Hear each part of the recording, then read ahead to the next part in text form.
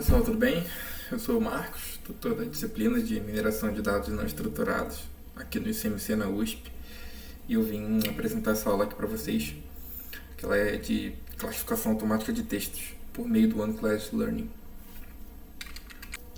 Como vocês viram na disciplina, a gente utiliza um processo com várias etapas para realizar a classificação automática de textos, que envolve a coleta dos textos, o pré-processamento, ou seja, estruturar esses textos, realizar a classificação e depois aplicar o uso do conhecimento com esses resultados. Na etapa de coleta e pré-processamento, vocês viram com o professor Ricardo diversas formas de representar os textos em diversos cenários. E na etapa de classificação, vocês também viram alguns algoritmos tradicionais de classificação. Geralmente, a classificação ela é realizada por meio do aprendizado de máquina multiclasse, então é uma classificação com diversas classes.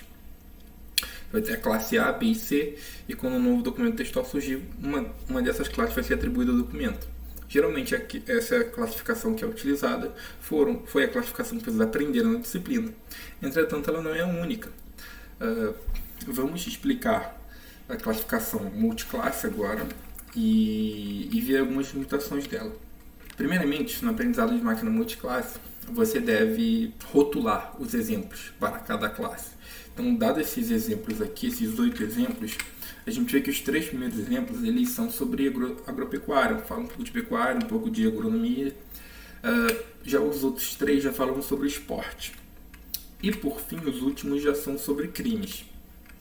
Então, dado que esses textos foram representados, o aprendizado de máquina multiclasse quer poder classificar novos textos com uma dessas 3 classes. Então, o algoritmo vai aprender a separar essas classes, por exemplo, com um hiperplano de decisão.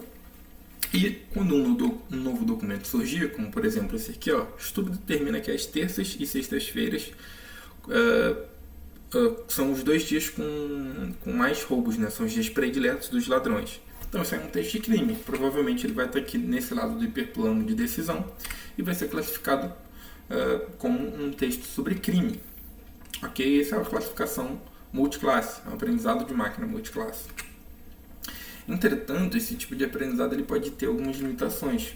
Que limitações? A primeira dela é o grande esforço do usuário para rotular exemplos para todas as classes do problema. Por quê? Esse aqui é um exemplo fictício, é só um exemplo.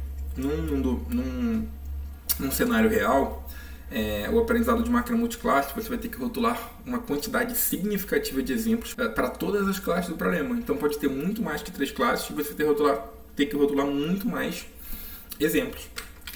Além disso, um outro problema é o desbalanceamento de classe. Você pode ter muito mais exemplos de uma classe do que de outra. Isso pode ser natural no cenário. E isso pode dificultar o aprendizado, uma vez que o algoritmo pode tendenciar a escolha da classe de acordo com a classe que tem mais documentos. E por fim, no cenário que o usuário tem interesse em uma única classe, mesmo assim ele tem que rotular as outras classes para utilizar o aprendizado de máquina multiclasse para poder distinguir essas classes. Isso é uma outra limitação do multiclasse. Além disso, ainda tem um cenário interessante que pode trazer limitações no aprendizado de máquina multiclasse. Que cenário é esse? Vamos pensar nesse texto aqui. Como era o Natal antes do nascimento de Jesus? Há evidências que a celebração ao final do ano já ocorria 7.000 anos antes de Cristo. Isso aqui é um texto sobre religião, um texto sobre Jesus, um texto sobre celebração, comemoração, Natal, e não é um texto que é sobre esporte, agropecuária ou sobre crime. E onde ele vai ser alocado para ser classificado? Ele vai ser sobre crime, ele vai ser sobre esporte, ele vai ser sobre agropecuária. Então, isso aqui é uma falha do aprendizado de máquina multiclasse. E que falha é essa? Se o usuário desconhecer alguma das classes do problema ou uma nova classe surgir, se um texto dessa classe aparecer para ser classificado, ele vai ser erroneamente classificado, como por exemplo essa classe aí do Natal, de celebração, de religião. Ela não foi aprendida e por isso esse documento ele vai ser classificado como uma dessas 3 classes aprendidas e isso vai estar errado. E como sanar essas limitações apresentadas até o momento? A gente pode utilizar o One-Class Learning. Como assim? O One-Class Learning é um aprendizado que só utiliza uma classe. Então você só vai ter que rotular uma única classe. Então eu tenho aqui todos aqueles 8 exemplos textuais. Então a gente vai rotular só uma classe. Dado que eu rotulei só uma classe, essa é a minha classe de interesse. Agora que eu tenho uma classe de interesse, o meu algoritmo ele vai aprender só com essa classe. Então eu defini a minha classe de interesse sobre esporte. O algoritmo vai aprender só com essa classe de interesse, o que consequentemente aponta que o OneClass ele treina na ausência de contra-exemplos. Isso é uma característica muito importante do OneClass. Então só precisa da classe de interesse. E ele também se torna mais desafiador que o multiclasse, porque você só tem uma classe. Entretanto, mesmo sendo mais desafiador, ele vai sanar todas aquelas limitações. Como que ele funciona? Dado um novo documento, os jogadores começam em 2022 com tudo para a Copa do Mundo no Catar. Ele vai ser representado, está dentro da hiperesfera, nesse exemplo aqui, tá, então ele é da classe de interesse. Agora, vamos pegar um exemplo da economia. A economia cresce no Brasil com o aumento no plantio da soja, aquele primeiro exemplo textual. Ele não vai ser da classe de interesse. Então o OneClass funciona assim, quando um novo documento surgir, ele vai ser classificado como sendo da classe de interesse ou não, só que o algoritmo ele aprendeu somente com a classe de interesse. Assim, você diminuiu o esforço do usuário. Se uma nova classe surgiu, você não conhecer todas as classes do problema, não tem problema, não é uma limitação. Se você tiver interesse somente em uma única classe, o OneClass ele é mais apropriado.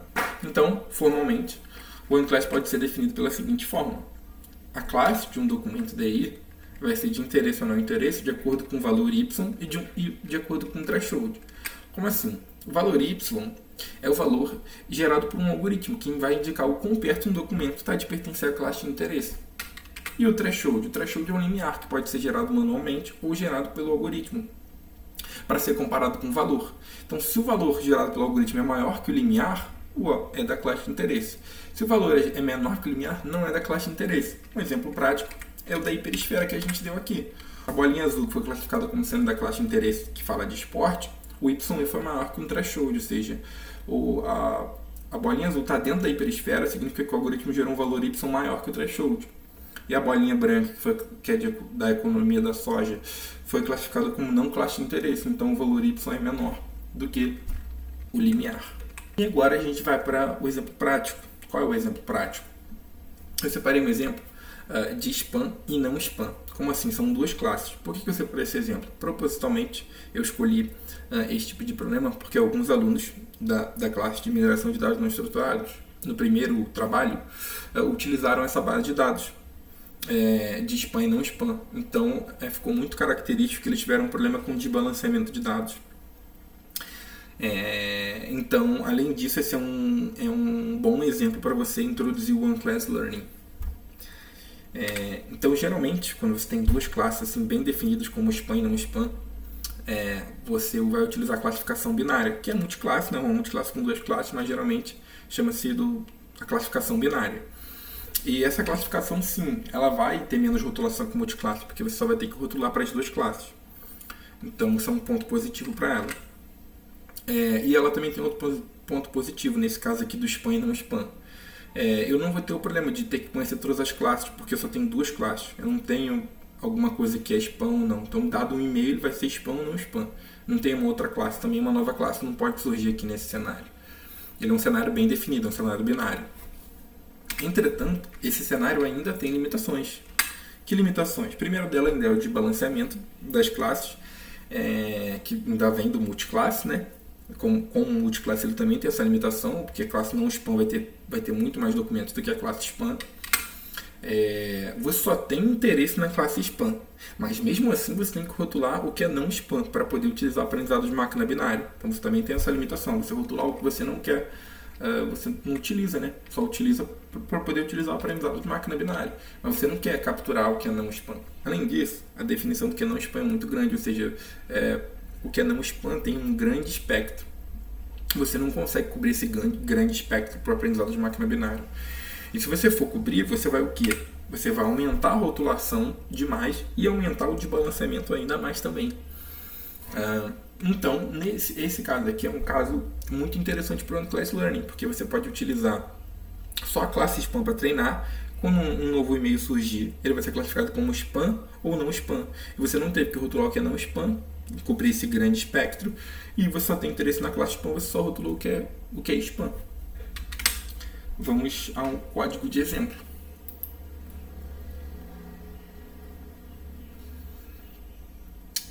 Então, no nosso código, primeiro a gente obtém a coleção textual, ela é do Kaggle, que foi utilizado pelos alunos também no trabalho. É uma coleção textual simples, tem a mensagem e a categoria, que é spam e não spam. Então eu deixei aqui para todo mundo, para quem quiser baixar e utilizar. A gente tem 700 documentos da classe spam e 4.800 do que é não spam. Tá vendo o balanceamento? Que pode prejudicar na hora da classificação. Além disso, é interessante para o OneClass a gente definir aqui o que é classe de interesse e o que não é. Então, todo mundo do DataFrame que tem a classe spam virou classe de interesse e quem não é spam virou classe outlier. Eu separei aqui em 20% para teste e 80% para treino somente a classe de interesse, porque é só ela que nos interessa, é só ela que a gente tem ao outro lado. E guardei aqui os outliers também, que não entram no treino, mas eles são utilizados também na classificação para poder validar se o nosso classificador está assumindo que textos que não são da classe de interesse, seja textos não spam. Para representar, eu utilizei dois exemplos. Primeiro, a Bag of Words, um código tradicional da Bag of Words, um pouco diferente do professor. Eu deixei aqui para vocês terem também uma alternativa. E está bem definido aqui qual tipo de peso de termo utilizar, o term frequency, que é a Bag of Words mais tradicional, um TF-DF, e até um binário, por exemplo. Representou muito simples com a Bag of Words. Isso aqui vocês já viram demais na disciplina, então careca de saber. Aqui eu utilizei também as embeddings do BERT para poder representar esses documentos e ter uma comparação com a Bag of Words, porque esse tipo de representação aqui geram geralmente resultados melhores. Eu deixei a versão aqui do Sentence Transformers, porque vocês podem pegar esse código muito tempo depois, pode atualizar, pode para o 2.2, por exemplo, o 3.0, e assim vocês podem ter resultados diferentes. Então é sempre bom deixar a versão para você ter os mesmos resultados que vocês tiveram a priori. Então gerei as embeddings também, muito simples e ok. Até aqui, só representação textual, só que a gente viu na disciplina de mineração de dados não estruturados. Agora vem o OneClass Learning, que a gente não viu e vamos ver agora. O OneClass Learning ele é muito simples. Funciona até de forma parecida e igual aos outros algoritmos. Tem pouca diferença só, então vamos lá. Eu criei aqui uma funçãozinha de Evaluation OneClass só para poder apresentar o Classification Report. Mas, Marcos, não só tem uma classe de interesse? Sim, só tem uma classe para treinar, mas no teste vão ter duas. Então, você vai ter documentos que vão ser classificados como classe de interesse ou não. Que nesse caso aqui é o 1, classe de interesse, e o -1, não classe de interesse. Então esse código aqui é só para mostrar os resultados baseados nas métricas, como acurácia, precisão, revocação e F1 score. E aqui é onde é feito o treino e a predição com o modelo, no Evaluate Model. Você tem que passar o X-Train, que são os dados de treino da classe de interesse, o X-Test, são os dados da classe de interesse, que você sabe que são da classe de interesse, e eles não estão no treino, você quer que o algoritmo acerte isso aqui, ou seja, atribua 1 para todos eles. E o X-Outlier são os documentos que não são da classe de interesse. E eles também podem aparecer para serem classificados. E por fim o modelo, qual algoritmo de OneClass você quer passar para cá, que todos funcionam da mesma forma. Qual é a forma que eles funcionam? Primeiro você vai treinar, então você vai dar o fit no X-Train, ou seja, você só treina com os documentos da classe de interesse de treino, e depois você vai dar o predict no X-Test e no X-Outlier. Ou seja, o YPredict Interest, você quer que ele seja 1, que o algoritmo de OneClass ele classifique como 1 todos esses. E o YPredict Outlier que ele classifique como -1. Então, o YTrue disso aqui, as classes reais dele são esse YTrue aqui. 1 vezes a quantidade do X-Test e -1 a quantidade do X-Outlier. Por fim, eu só dei um print aqui no meu Evaluate OneClass, que é a função acima, para poder apresentar o nosso resultado, as métricas. Agora vamos ao algoritmo OneClass. Como exemplo aqui, eu trouxe um dos mais tradicionais e famosos, estado da arte, de algoritmos de OneClass Learning, é o OneClass Support Vector Machines. Esse aqui é também conhecido como OCSVM, na literatura. E eu tunei alguns parâmetros aqui para tentar melhorar o resultado, mas vocês podem mexer nisso também. Para poder encontrar a documentação dele é muito simples. É o OneClass SVM aqui, sklearn, e beleza. Você encontra aqui a documentação para você poder variar o kernel, o grau, se for kernel polinomial, o gama, e o nu, que é muito importante esse parâmetro, e alguns outros também. E o que é o ACSVM? O ACSVM, ele funciona da seguinte maneira. Dependendo do kernel que você utiliza, mas se for o RBF, por exemplo, como esse da imagem aqui, você vai criar uma hiperesfera em volta dos exemplos de treino, que são os exemplos brancos dessa imagem. Então você cria uma hiperesfera em volta desses exemplos e quando novas observações chegarem, se ela está dentro da hiperesfera, é da classe de interesse. Se está fora, não é da classe de interesse. Simples dessa forma. E como está apresentado nessa imagem. Então, voltando, a gente chama um Evaluate Model para o nosso X-Train da Bag of Words, X-Test, X-Outlier e passou a CSVM. É o nosso classificador que a gente criou aqui. E a gente vê que para a classe -1, que é não spam, ele tem um F1 score, precisa de revocação muito alto, ou seja, ele classifica bem, mas esse não é o nosso interesse. O nosso interesse é na classe 1, que é a classe spam. Como ele classificou? Ele teve uma recal razoável e uma precisão baixa, isso provavelmente devido a esse grande desbalanceamento. Eu vou fazer um teste depois com vocês para mostrar que melhora se você diminuir um pouco a quantidade aqui de documentos de não interesse só para essa validação aqui. Mas também fiz com BERT, por exemplo, e com BERT você vê uma pequena melhora em ambos as precisões de evocações F1 score. Além disso, eu deixei outros dois exemplos aqui, tá, de algoritmos OneClass, se vocês quiserem utilizar e brincar com os parâmetros para poder gerar esses resultados. É o Isolation Forest e o Local Outlier Factor. Eles estão todos nesse link aqui que eu deixei aqui embaixo, que é o link que eu mostrei a imagem para vocês. E o que eu queria mostrar também é, se você der uma baixada no nu e deixar aqui os outliers em 150 também, por exemplo, como se fossem só 150 outliers a serem classificados, assim como os 150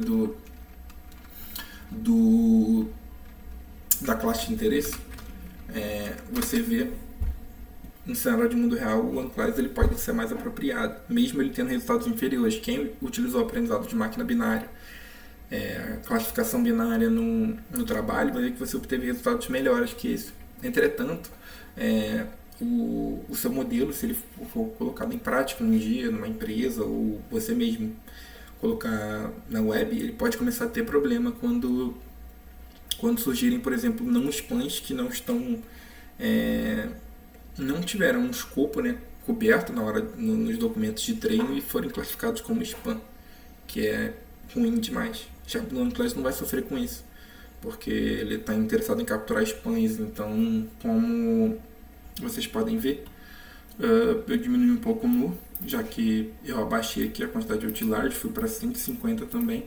Você vê que ele acerta muito mais a classe de interesse, ou seja, tem menos também possibilidade dele errar, já que tem menos exemplos. Você bota uma quantidade muito alta, ele vai errar muito mais, é normal, porque tem mais probabilidade dele errar. A mesma coisa que no BERT, o BERT consegue resultados melhores. Então a gente consegue aqui quase 90% de F1 score e de acurácia, e melhora bastante o resultado. Mas o certo mesmo é você utilizar todos os exemplos, e ele vai apresentar um resultado mais baixo. Ok, peraí, vamos melhorar um pouquinho isso aqui. Entretanto, você ganha na ausência das limitações que vão ser apresentadas para a classificação binária quando isso for colocado em prática no mundo real, por exemplo. Obrigado, e é isso, valeu. Qualquer dúvida, marcosgolo@usp.br.